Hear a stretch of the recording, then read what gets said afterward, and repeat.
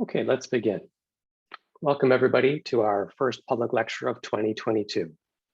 As many of you will know, we'd hoped to hold our public lecture series in person for this entire year, actually, but COVID had other plans. So we have switched our lectures entirely to Zoom for the next month or two. All of this is to be determined by forces well beyond our control, mainly Bonnie, Henry, and others. Now, in the meantime, we can just respond as creatively as possible to this dynamic situation. Fortunately, after 2 years, many of us have become quite proficient at participating in Zoom lectures and events. So what we're losing in the normal face-to-face feature of our 30-year-old lecture series, we are more than making up for by being able to extend our audience across both time and space. More than anything, for now, our distance from one another is an expression of our solidarity with one another. And speaking of solidarity, whether it's in our fellowship programs or in our research projects, at the CSRS, we share a commitment to connect our work to the realities of the modern world. And so before I introduce our speaker this afternoon, I want to acknowledge and respect the Lekwungen peoples on whose traditional territory the university stands, and the Songhees, Esquimalt, and Wasanish peoples whose historical relationships with the land continue to this day. I'm very pleased to introduce Dr. Andrew Wender, a colleague and friend I've known for over a decade and someone who is an integral part of several UVic communities, including the CSRS.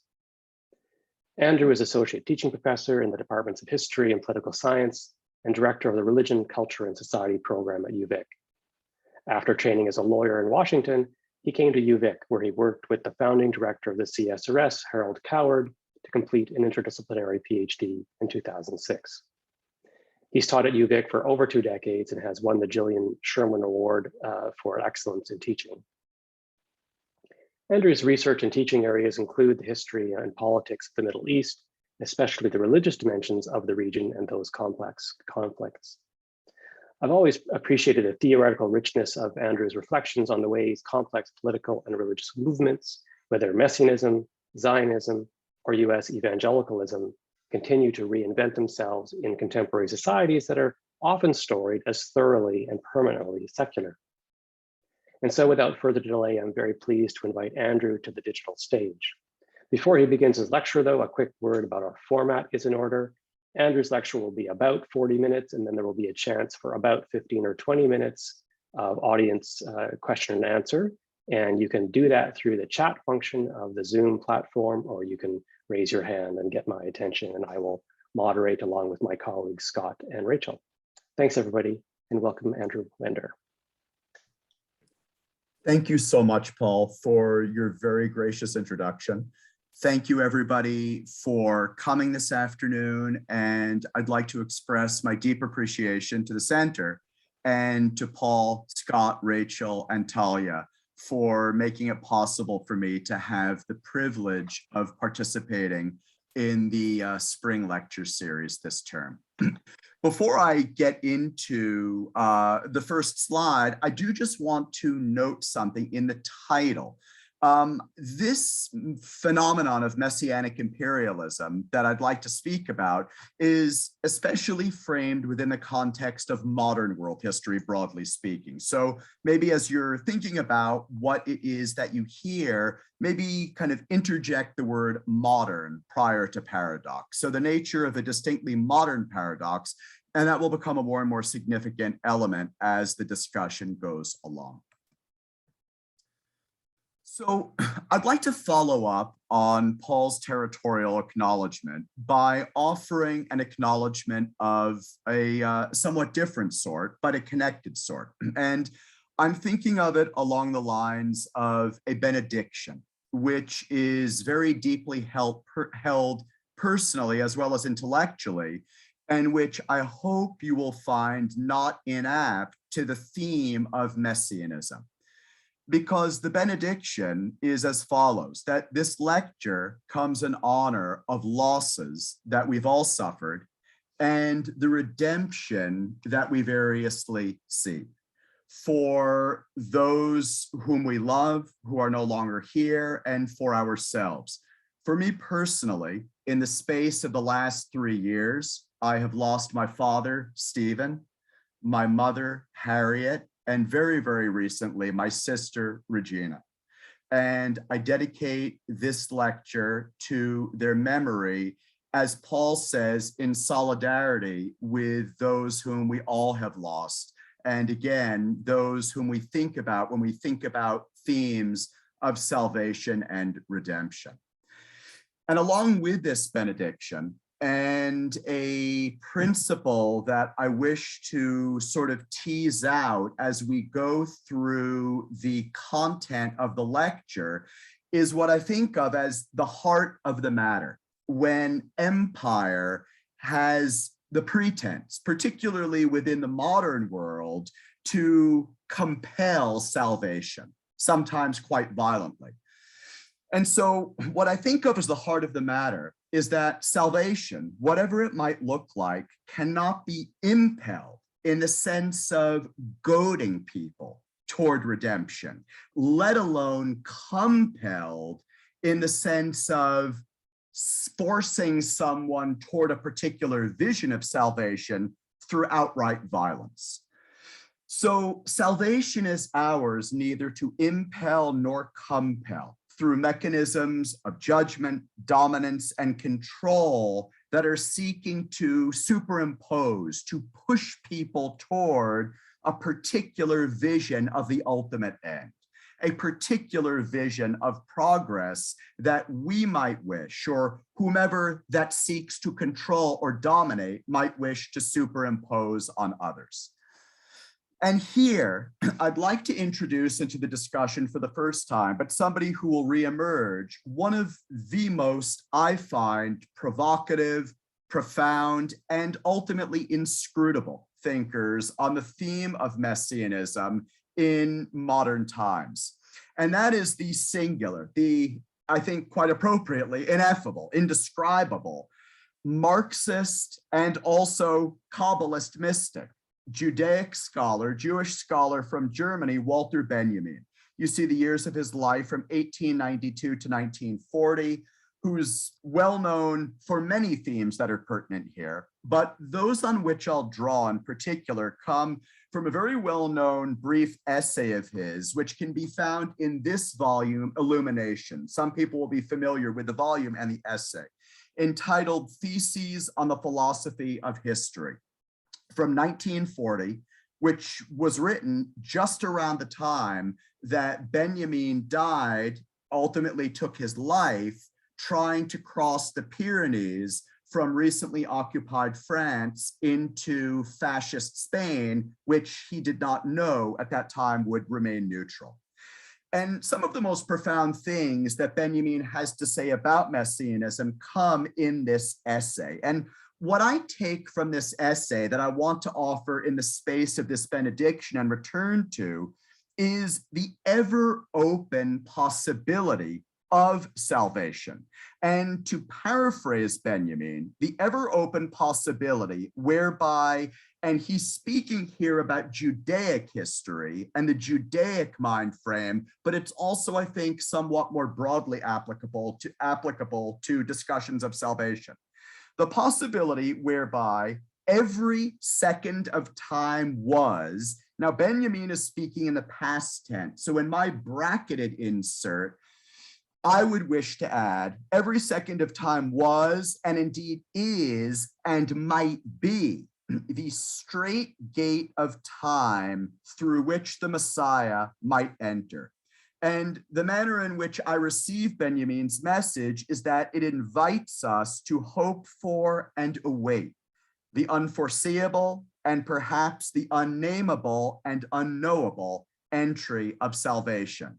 In other words, antithetical to the notion that one can compel salvation through the use of force. Now, the point is, of course, by no means lost that there is this profound and unanswerable question of how we would recognize the entering Messiah. So that is a question that I would very much invite us to have out into the discussion as well. So thank you for hearing that benediction at the outset, everyone. Okay, Now, before beginning to engage specifically with the phenomenon of messianic imperialism in the modern world, broadly speaking, I'd like, first of all, to just do a little bit of a conceptual reflection on what the phenomenon of messianism is. And then I would like to dip into a bit of ancient history, particularly a tradition that's of great interest to me, and that is Zoroastrianism, given that the study of Persia and modern Iran are very significant to my work and to my life. So what is meant by the concept of the Messiah? And with that, the different forms of the word messianic in the adjectival sense, or the broader phenomenon of messianism in the sense of seeking a Messiah. So the term Messiah in English originates from the Hebrew Mashiach, which means anointed one. And so when we invoke the idea of messianism, what we see the connotation of is the expected, the hoped for, the anticipated coming of some divine redeemer, savior, liberator, to rescue a community that is in a profound condition of need, in a condition perhaps of crisis, which is yet another concept that we could spend a lot of time unpacking, and that actually overlaps in certain respects with some modern analyses of the concept of messianism, given that there are resonances here as well, not least in the work of someone like Benjamin, of the idea and phenomenon of revolution. Now, messianism, and here in the second bullet point, as I underscore, I by no means purport to offer any kind of exhaustive treatment of religious traditions, faith traditions, in which one finds a prominent strand of messianism, but for sure, it is deeply interwoven throughout the so-called Abrahamic faiths, Judaism, Christianity, and Islam, ordered in chronological time, as well as other traditions like Zoroastrianism.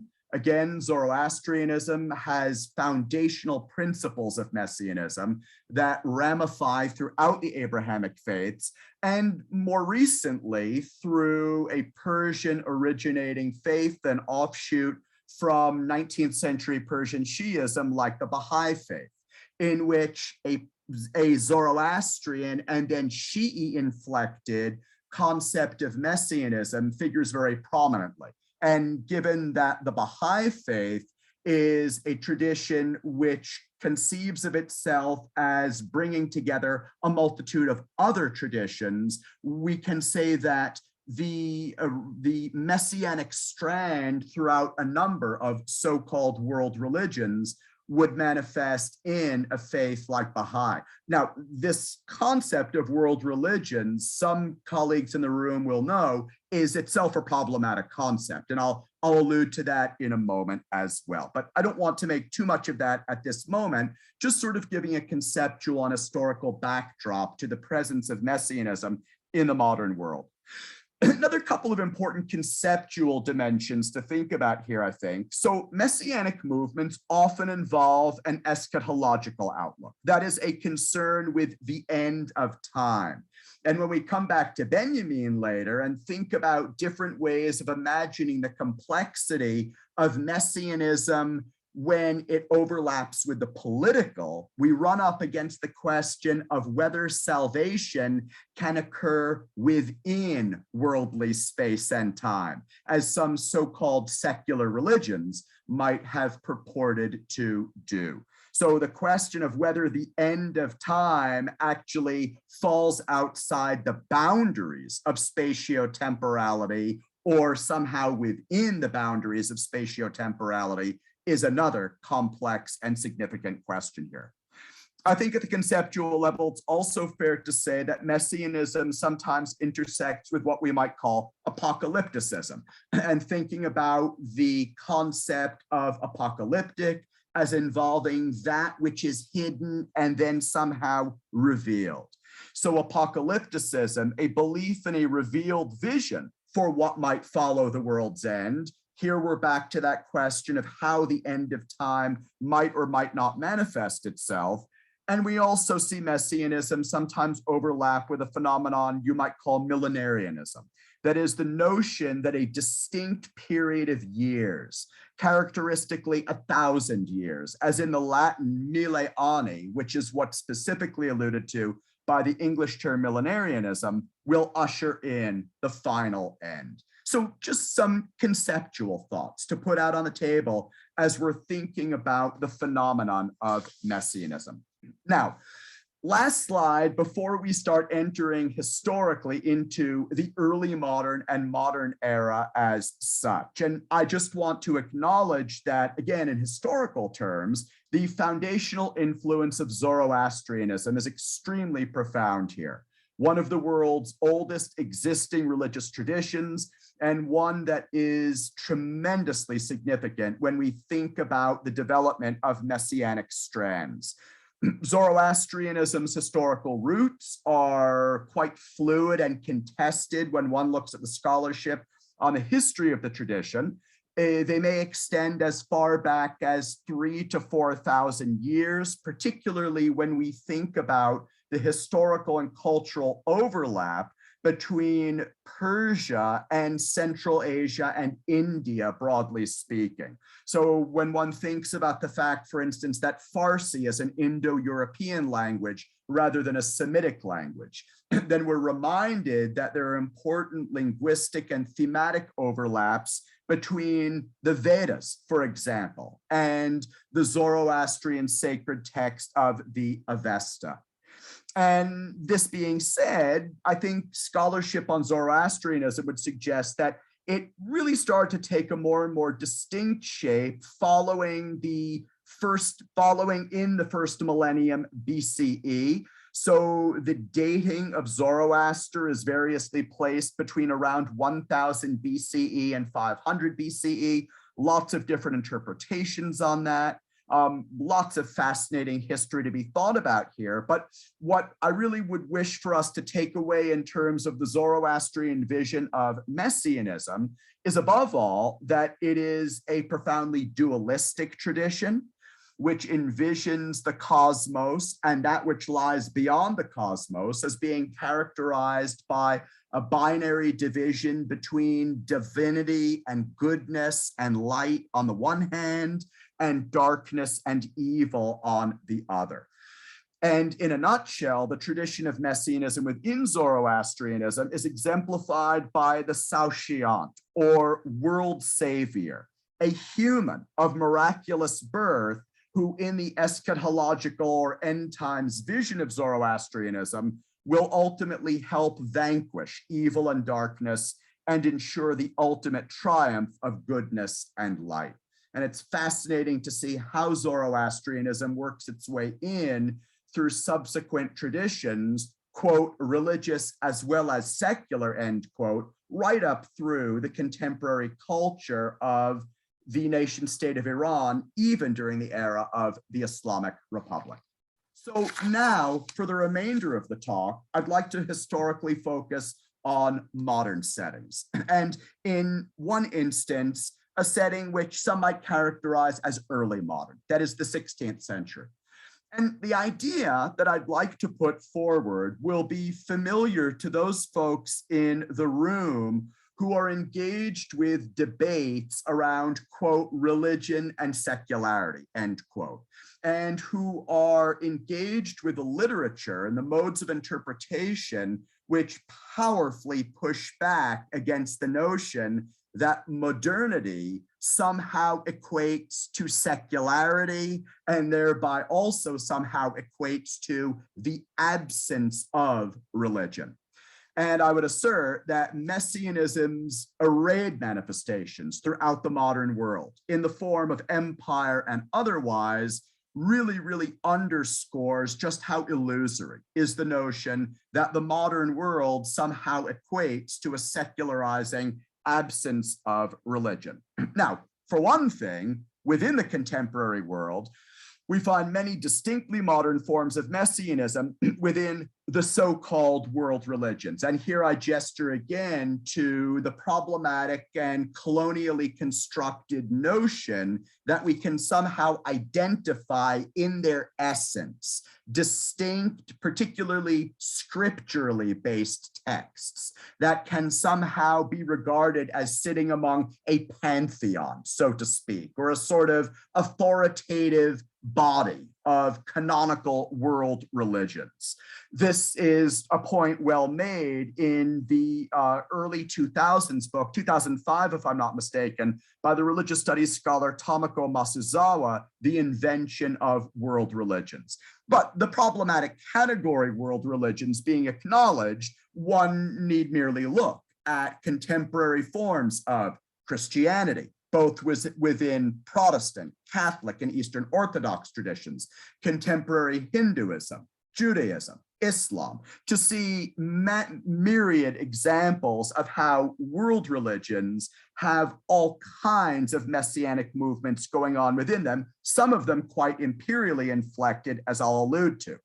Then, in terms of what is perhaps a quintessentially modern phenomenon of Messianism, we have a number of political religions that have been prominent, especially since the early 20th century. Some would refer to them as secular religions. I think the term political religions is more useful here in terms of they're often very violently seeking to compel salvation within the world of space and time through political or ideological means.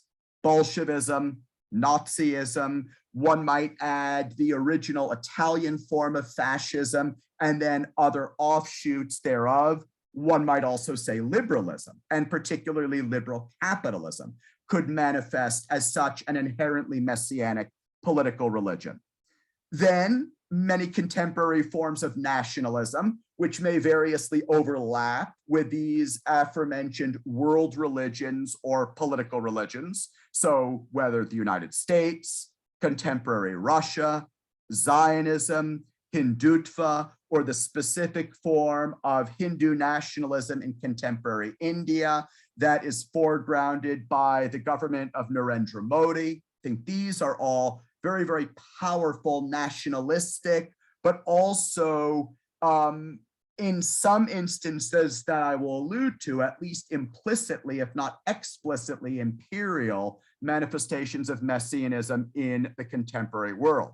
Then technological embodiments, ranging from global digital panaceas to transhumanism. Transhumanism, the notion that somehow through the use of computer engineering, human consciousness could be given a kind of immortality.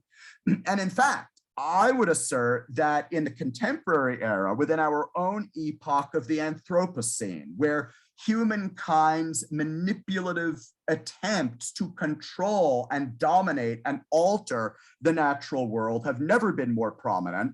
And also today, as we see an abundance of self-anointing populist saviors, Putin, Modi, Trump, Erdogan, et al., and their diverse modes of seeking to politicize historical memory through the politics of nostalgia, some would call it. Messianism seems as prominent as ever.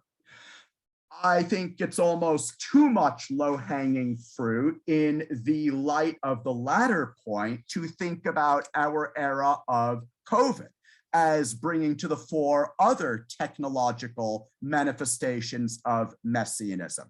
I mean, how many profound reflections could we have on the question of whether it is inherently salvational to try and completely eliminate the risk of death in the name of some kind of technologically or vaccine delivered salvation, if you will.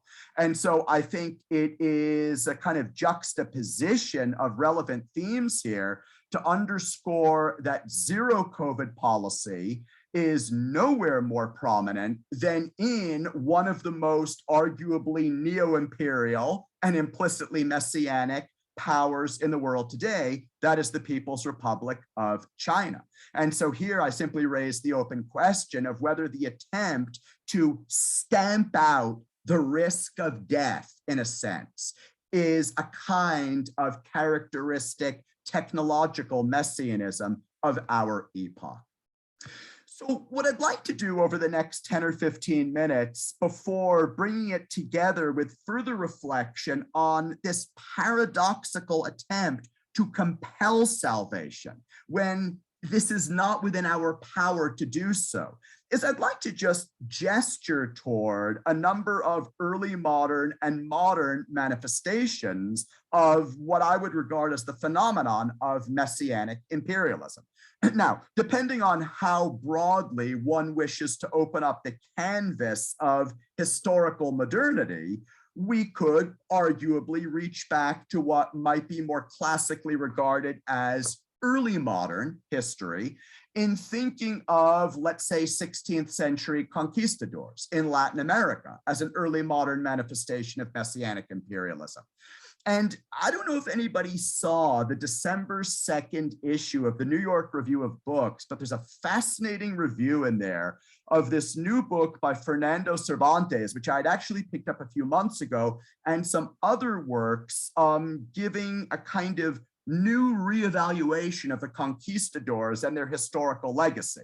Now, this is by no means an attempt by Cervantes or the writer in the New York Review to whitewash, so to speak, the brutality of the conquistadors, but simply to underscore the point that last year, when the 500th anniversary of the fall of the Aztecs to Cortes was commemorated in Mexico, the rather uncomfortable point was made by a number of commentators and people within Mexico, reminding us that a number of indigenous groups in Mexico had allied with the conquistadors in order to try and cast off the violent yoke of Aztec domination.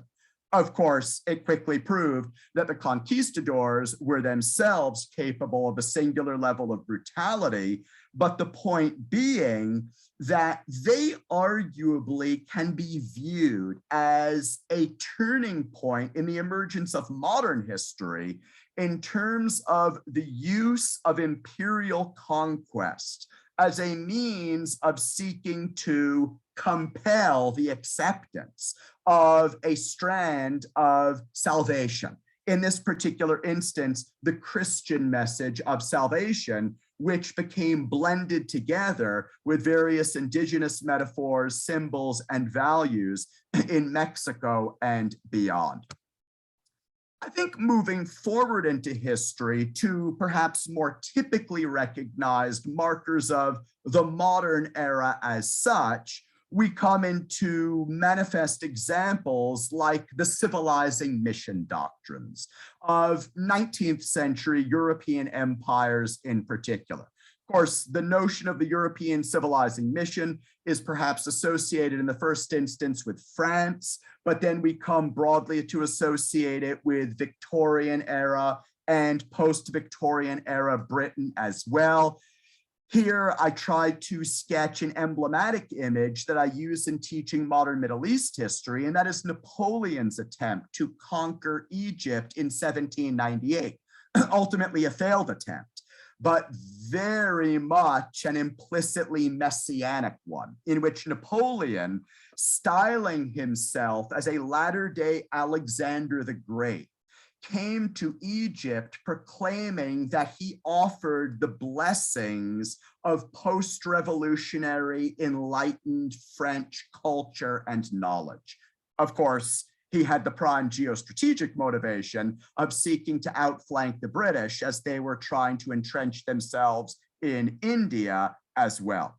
But I think that the tricolor as held by Napoleon at the Battle of the Pyramids in the summer of 1798 is an emblematic moment in what I would refer to as messianic imperialism that is deeply shot through with a supposedly secular Jacobin flavor in the wake of the French Revolution. In terms of turning to other examples, I think there's a very powerful juxtaposition to be offered between the Messianic and paradoxically imperial nationalisms of the United States and Russia.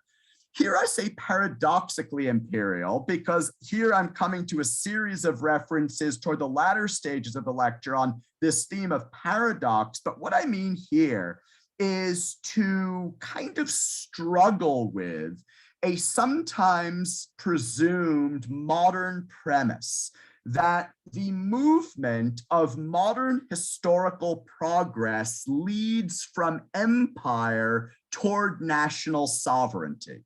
And particularly given that we live in a world where we so often take it for granted that decolonization is an imperative that should be pursued, we can get, I think, into a kind of misleading teleological expectation that the world naturally trends toward emancipating oneself from empire and gaining one's own national sovereignty.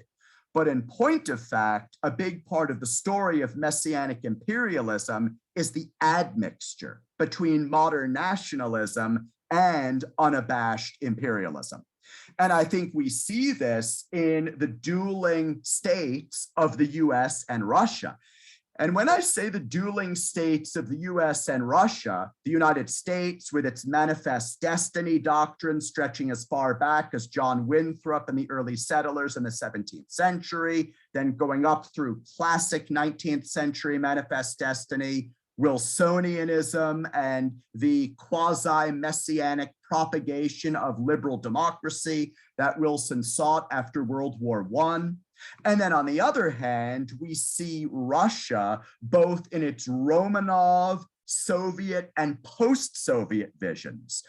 We are reminded that the rivalry of dueling messianisms between the United States and Russia was not just a characteristic of the Cold War era. It actually was a characteristic of the pre-Soviet era as well, when the late 19th century United States saw the Romanovs as a distinct threat. I was actually just discussing with my daughter this morning, who was just learning in 4th grade, about the Russian sale of Alaska to the United States in 1867. And within that rough historical setting, already by that point, we can see the geostrategic and ideological rivalry between the United States and Russia. Russia, which during the time of the Romanovs, and today again, arguably, during the post-Soviet Putin era, characteristically has regarded itself as the third Rome, following in the wake of Rome and then Constantinople, the third Rome being associated with the Greek concept of the katechon, to which I will return in a moment, which means in essence, that power, the imperial power which shields against the Antichrist, the imperial power which holds back the disorder that the Antichrist threatens to erupt into the world. In other modern contexts of dueling messianisms, here I say paradoxically nationalist and imperial, or paradoxically imperial and state-based at all, if we think of a non-nationalist vision of messianic statehood, such as that offered by ISIS. And so here, I think it may be useful to juxtapose Zionism, which in so many of its different strands is a powerfully messianic ideology. And this was never more provocatively elucidated than by Benjamin's friend and interlocutor, Gershom Scholem, who is one of the most important further commentators on modern and historical messianism within a Judaic context and otherwise alongside Benjamin. And as his life went along, Scholem became more and more concerned about the potentially violent implications of Zionist messianism.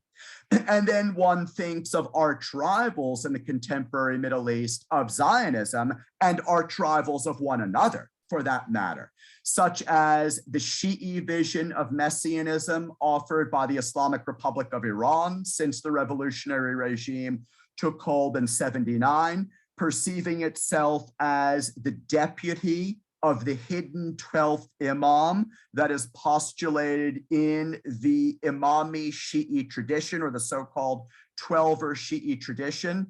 And the Islamic Republic of Iran thinks of itself as the deputy of the 12th Imam, looking out for the good of the faithful until such time as the Messiah re-enters.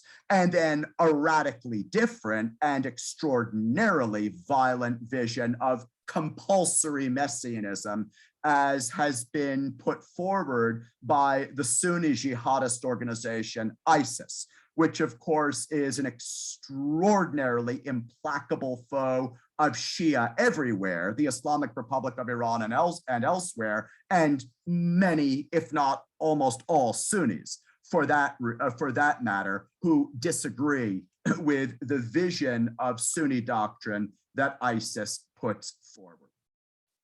So thinking about this phenomenon of messianic imperialism and the attempt to compel salvation, whether beyond time in a transcendent realm or within the confines of space and time, points us back to this very, very provocative idea of the catechon, or the restrainer of the Antichrist, that figures so prominently in Russian imperial messianism. And I think, as I allude to in bullet point number 4, has powerful resonances throughout a number of settings in post-medieval politics, throughout a number of imperial entities that would proclaim that they are seeking to somehow withhold the apocalypse and offer salvation by expanding their own hegemony. The idea of the catechon was memorably elucidated by the extraordinarily controversial German jurist and so-called political theologian Carl Schmitt, who lived an extraordinarily long life, survived the war, notwithstanding his having been infamously allied with the Nazi regime. In fact, he was regarded by many as the sort of official jurist of the Nazi regime. Some colleagues in the room will know especially well-known books of his, like The Concept of the Political, that is the early 30s text that postulates the so-called friend-enemy divide as being the essence of the political experience. Other folks might be aware of his early 20s text, Political Theology, 4 chapters on the concept of sovereignty, which set Schmitt out particularly as a follower of the vision of Thomas Hobbes, and Hobbes' 17th century understanding that the secular state sovereign equates to a kind of mortal god, Hobbes' own worldly messianic vision, as it were. Well, in a somewhat lesser known text of Schmitt's, but an extraordinarily important one when it comes to this particular topic, originally written in 1950, called The Nomos of the Earth. And this is a text in which Schmitt elucidates the concept of the catechon as having been instrumental to establishing the legal and political orders of post-medieval Europe, as having been instrumental to understandings of imperial, but also simply state-based power in the post-medieval European world.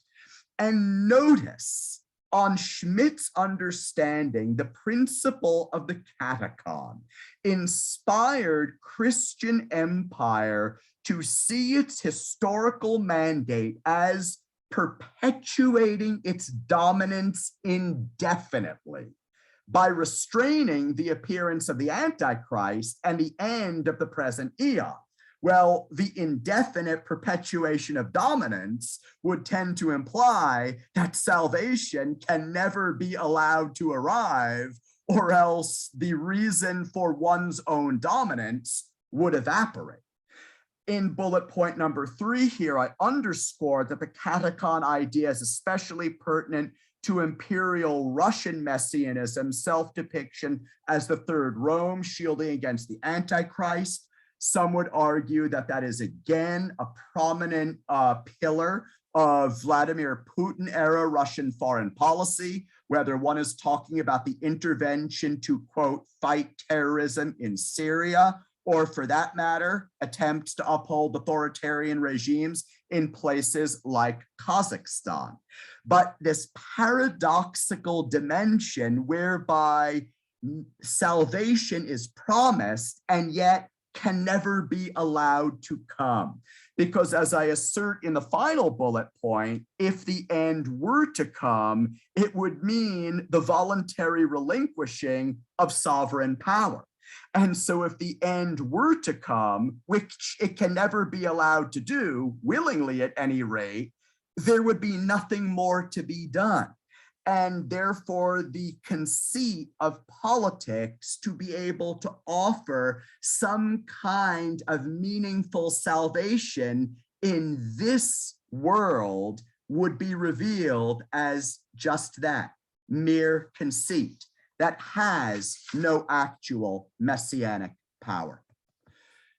So to conclude, and to try and offer a counterpoint to the impossibly paradoxical pretenses of messianic imperialism, which proclaims that it can offer salvation through force and through, in essence, the compelling of the entry of the Messiah.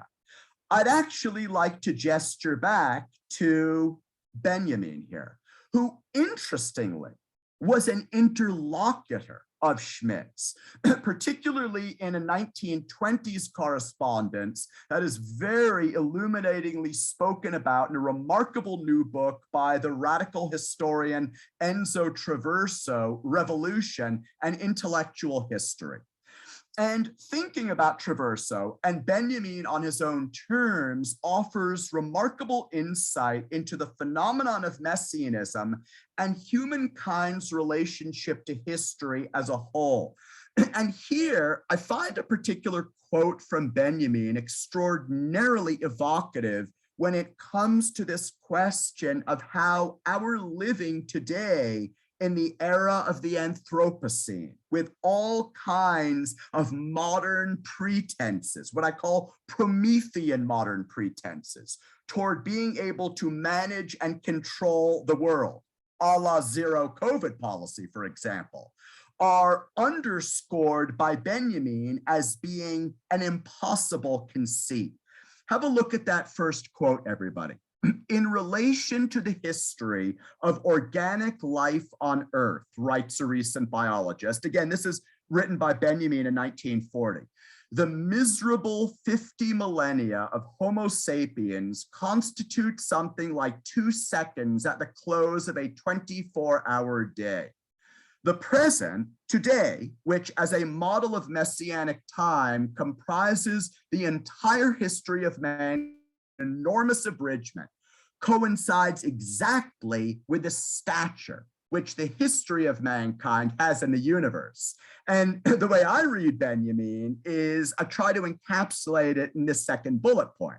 In other words, our infinitesimally small cosmological stature, utterly at odds with the pretenses of modern messianic imperialism or any kind of modern pretense toward domination and control, sees us wait in perpetual, if hopeful and unknown, deferment of messianic deliverance from our travails.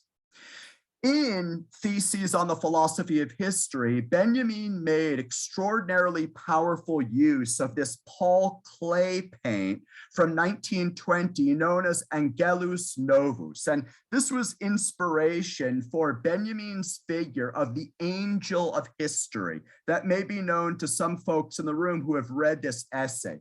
The angel of history being a figure whom Benjamin envisions as standing with its back toward the fiercely blowing wind emerging from paradise, its wings immovably locked in the force of that wind, and looking backward at the accumulating wreckage of history, not knowing when or where paradisical deliverance will come from. And in the light of this metaphor, I'd actually like to close with a couple of lines from an extraordinary new book on Benjamin by the literary critic Frederick Jameson, The Benjamin Files, which is a very powerful meditation, I find, on this angel of history metaphor. Jameson says as follows, and here I'll close. It is wrong to conclude that the angel's wings, held open like an umbrella broken in a storm, signify the end of history. The image, rather, expresses the experience of defeat, asking an unanswerable question about the way in which we are to receive the messianic emotion, namely hope as such. It has no place in a temporal system from which the future has been excised. And here I'd like to add one line of my own inspired by Jameson. So given that we always have to anticipate a hopeful, redemptive future that we still yet cannot access, one hopes that hope can continue, but it is not within our power to force the matter. Hence the paradox of messianic imperialism. Thank you so much, everybody. Thanks, Andrew. Maybe we can just turn off your PowerPoint or turn off your sharing, rather. I'll do the stop screen share. Great. And then those of you who had side-by-side speaker view can just go into gallery view now, so we can all see one another. So thanks, Andrew. So we covered a lot of ground there, and there's an opportunity now for about 15 minutes of conversation. So you can raise your hand. I actually recognize almost everybody here in this call, which is great. You can raise your hand or put a question in the chat box. And Paul, you're going to moderate then? Yeah. Okay. Alan. Oh, you're muted, Alan. And please unmute yourself if you, Scott's going to allow that. Scott?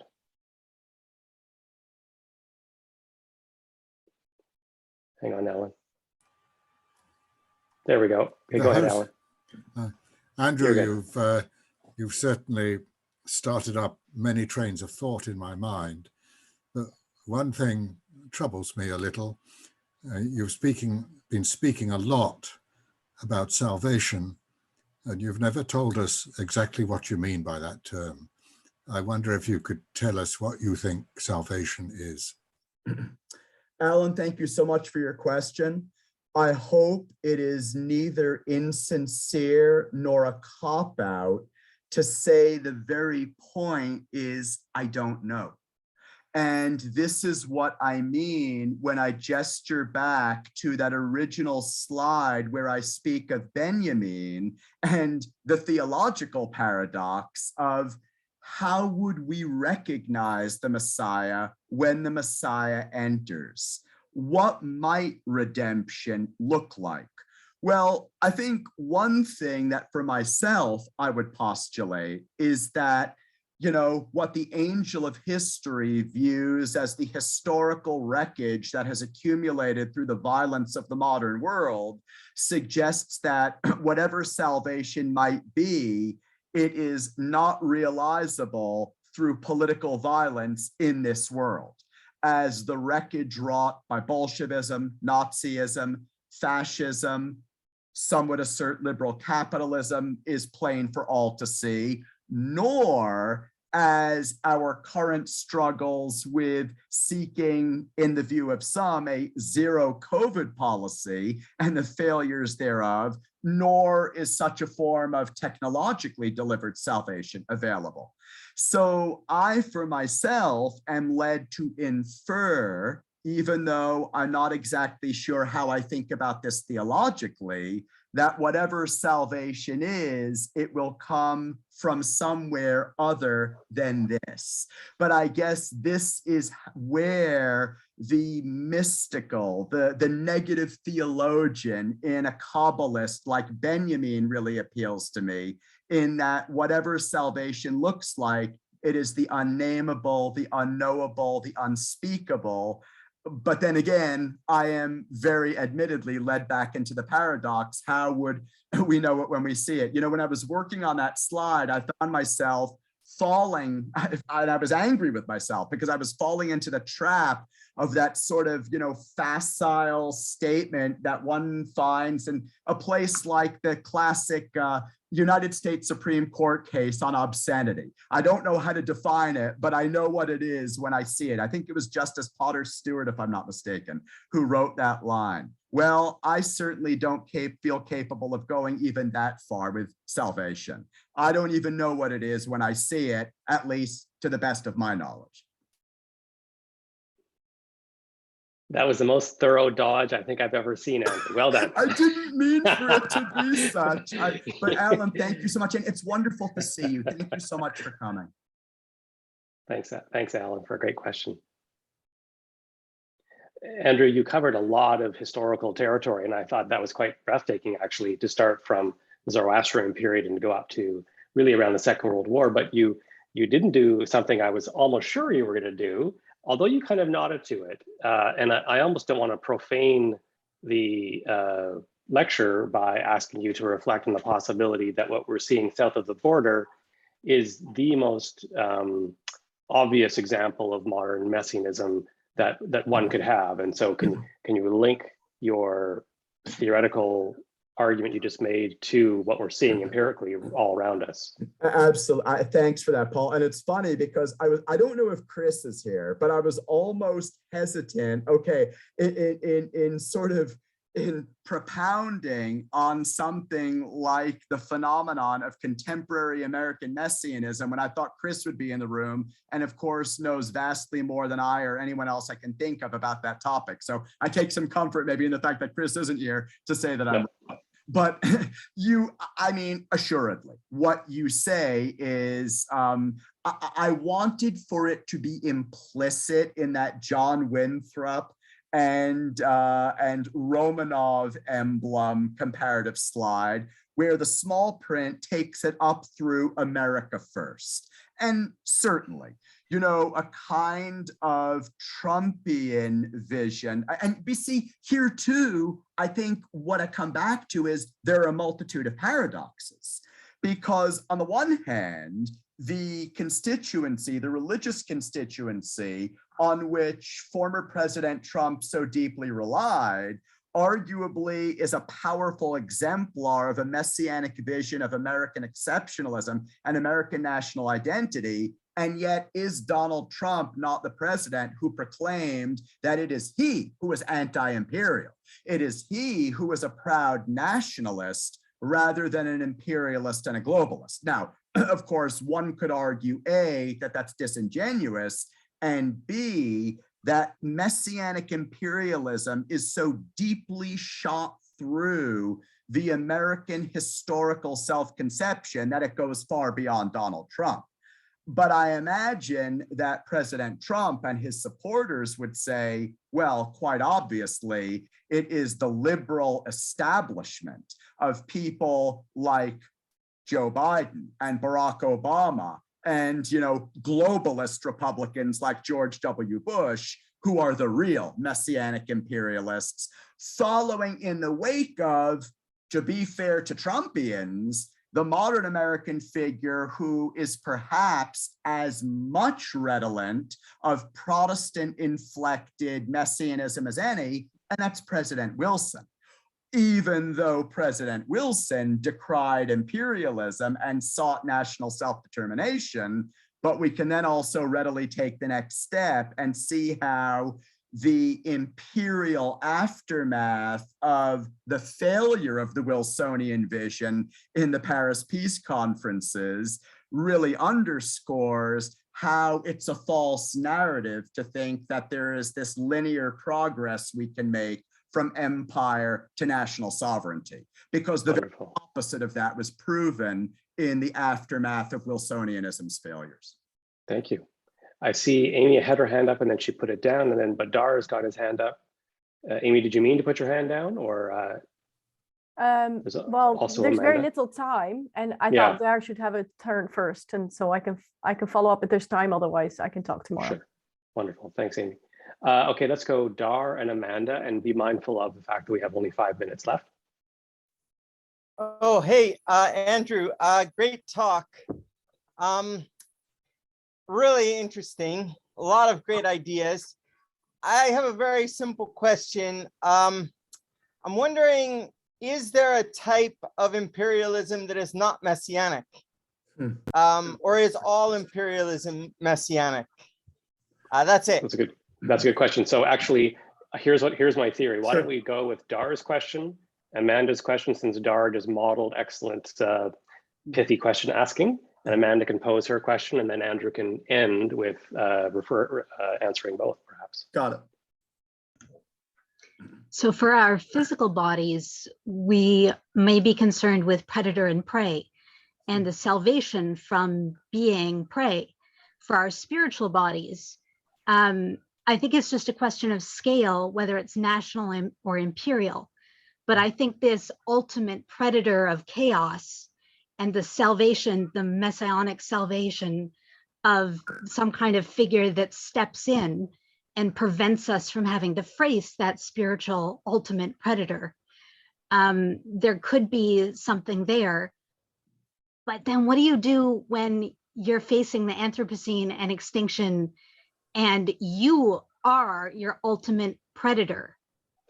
You embody your ultimate spiritual chaos that is causing your world to fall apart around you. What do you do then? Wonderful. As usual, Amanda asked a great question. So you have 2 good questions, and then let's wrap up. Thank you so much. So Dar, thank you for your wonderful question. I would have to think about it, whether, I think I certainly would not want to be so generalizing as to say, in a way that would become tautological for my talk. Any kind of imperialism is necessarily messianic.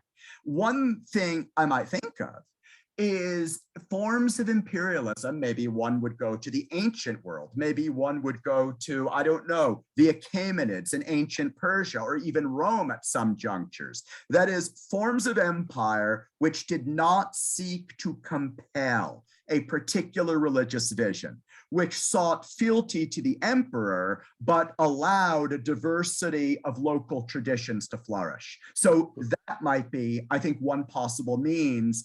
Whereas modern imperialism, again, built on the Hobbesian sort of premise, is an extraordinarily jealous God, if you will. Amanda, as for your question, really, really brilliant and provocative. There's a kind of Mobius strip quality to it. How do we save ourselves in a worldly sense when we are the agents of our own destruction? And at risk of engaging in what Paul said earlier is an artful dodge, I am going to respond by saying that I think your point is exactly what I am trying to get at, but you've done it with greater lucidity. Namely, we live in a world where our impulse toward manipulation and control is our own undoing. And we end up, I guess maybe Marx is not inapt here, becoming our own gravedigger. When we attempt to control and we think we can offer ourselves a utopian vision and the here and now, but we simply end up destroying ourselves. Now, one answer would be, with respect to something like climate change and the Anthropocene, to resort to a cliche like, well, to continue the digging metaphor, when you're in a hole, stop digging. So at least recognize that you are not capable of exercising the power to be a worldly Messiah, to be the agent of your own salvation. You have to stop the impulse toward domination and control and open up the door of possibility towards something beyond, I guess would be my off-the-cuff response without adequately being able to reflect on the brilliance of your question. Thank you. And thank you, Andrew, for such a great response to both of those really good questions. Talia is going to put up, oh, good. So here's a sense of what's happening next week. Abby Day, who some of you will know from her previous visits, is joining us from Britain, and she will give a lecture on why baby boomers turned from religion. So at the end of every lecture, we give you some sense of what's happening in the coming week and weeks. So thanks everybody for joining us. Please, let's join together, and you can maybe turn off your microphones and we'll give Andrew a proper applause. I don't know how we do that in the Zoom era, but I guess he can see that all of our hands are moving. So thanks again, Andrew, and we'll see some of you next week, I hope. Take care, everybody. Thank you so much for coming, and thank you for including me. Yeah, my pleasure. See you. Thanks.